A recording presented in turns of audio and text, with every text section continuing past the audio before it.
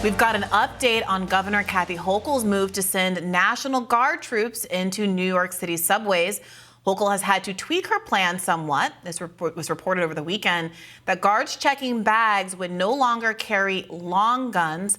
The New York Post reports that while some guardsmen will still carry assault weapons, the long guns will not be a feature at bag checkpoints. Now, as you may recall, the New York governor diverted sharply from 2020-era liberal orthodoxy last week by calling in the National Guard to patrol the New York subway and implement these random bag checks. The plan has been criticized by those questioning whether the National Guard presence is likely to have any positive effect or removing effect on subway crime, which, as even Mayor Adams admitted in a tweet last week, is in fact down. Now, New York City public advocate Jermaine Williams argued that the 750 National Guard members would, quote, criminalize the public on public transit, while Assemblywoman Emily Gallagher called it a ham-fisted and authoritarian response, as reported by the New York Times. Now, even NYPD Chief of Patrol John Chell agreed crime statistics do show transit crime down after a spike in January, a shift he attributes to his officers walking the beat. In a tweet on X, he wrote, "Our transit system is not a war zone." The question of whether additional policing in subways is intended to protect the public or threaten civil liberties came into the foreground late last week when the NYPD's Strategic Response Group reportedly made 3 arrests of pro-Palestine protesters as they attempted to enter the subway, leaving from a march. In the last days of February, a pro-Palestinian rally turned into a mass subway ride to confront Governor Hochul at an elite Wall Street restaurant, Cipriani, and the New York Times reported that at least half a dozen people were arrested. Others were, quote, slammed onto the streets by officers, their wrists zip-tied. So that timing, which I wasn't aware of until after we had done the initial reporting on Kathy Hochul's choice to call in the National Guard, was really interesting. So in this article at the very end of February, on February 29th, it was reported that a group of these protesters had done like this kind of mass subway ride to protest Hochul. Just days, a week or so later, you get this reporting that Hochul is going to call in the National Guard to patrol the subways. There's a whole bunch of back and forth questions about whether this is, going to actually bring down crime rates. Is this a good use of resources, given that crime rates, this specific kind of crime, subway crime, is already down? Kathy Hochul, if you remember, in her remarks defending the policy initially pointed out that day a subway car driver had been struck in the head by a glass bottle, which is obviously horrible, but there's some question as to whether or not checking bags is going to prevent something like that from happening, since glass bottles are not prohibited items in the New York City subway.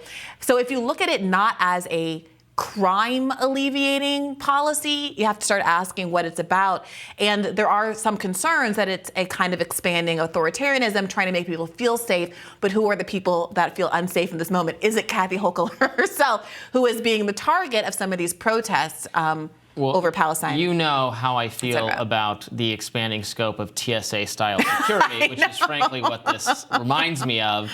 Is that your bag, sir? This utter nonsense that we go through at airplanes that does not make anyone meaningfully more safe at all. I've traveled 2 of the last 3 weekends. I was reminded of these fun But did you feel safe, Robby? Of taking my shoes off for some reason. All nonsense. So yes, checking bags, that kind of thing. That's not the problem they're having in the subways. I appreciate that crime is down. There is, still too many violent incidents, often featuring the mentally ill or the drug addicted. These are not, again, most people are law-abiding in the subways and don't need to be screened or policed.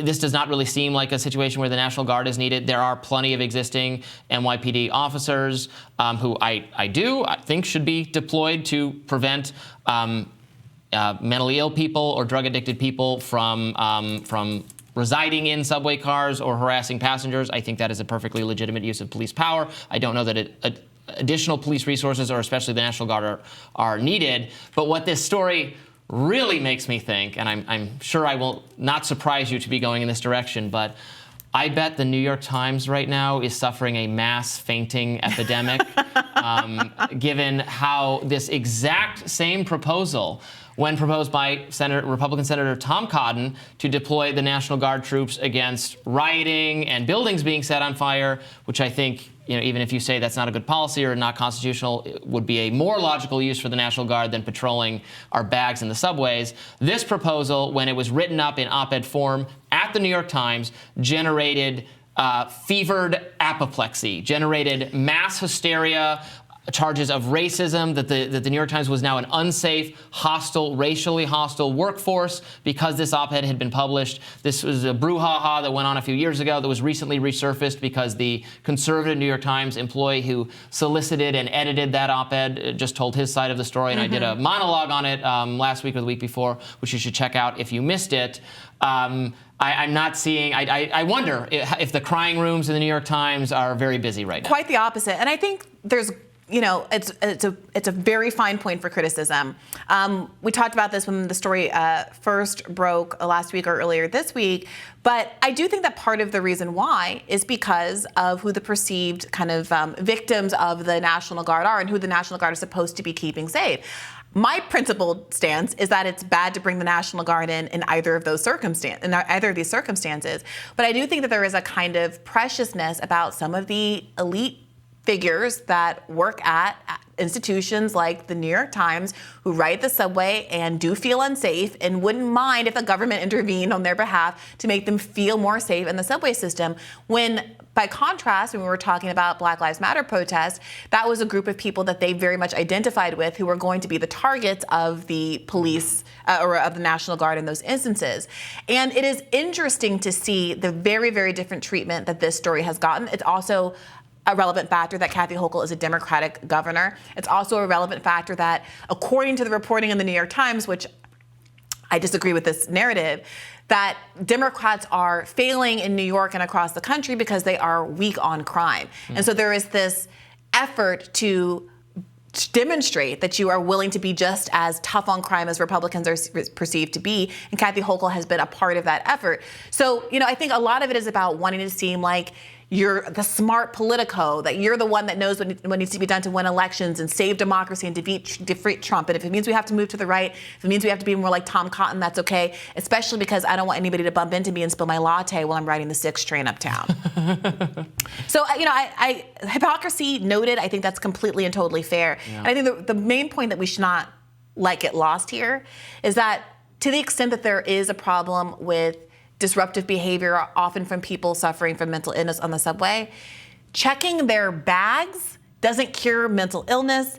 It doesn't resolve people who are dealing with any other kind of crisis. It doesn't put houses over homeless people's heads. It does none of that. It is a performative theater that is not free. In addition to the 750 National Guard members, she's deployed another 1,000 law enforcement members to the subway. That's on top of an unprecedented number of law enforcement members that Eric Adams had already put in the New York subway earlier this year. So as Alaymi Olerin pointed out when she was on the show talking about this recently, which is it? Did adding all of those officers on the subway lower crime? Crime is low, we don't have a problem? Or do we have this horrible problem? Throwing officers at it obviously isn't helping, so why do we keep throwing officers at it? It's a completely confused policy. Very interesting. Well, that does it for us today on Rising. Don't you worry, we'll be back here tomorrow because, as I found out 10 seconds after I woke up, it was not Friday, it's Tuesday, which means there's plenty more Rising to come this week. All right, be sure to like, share, and subscribe to never miss any content. And for those of you who like to listen while you're on the go, we're now available anywhere you listen to podcasts. Bye-bye. Take care.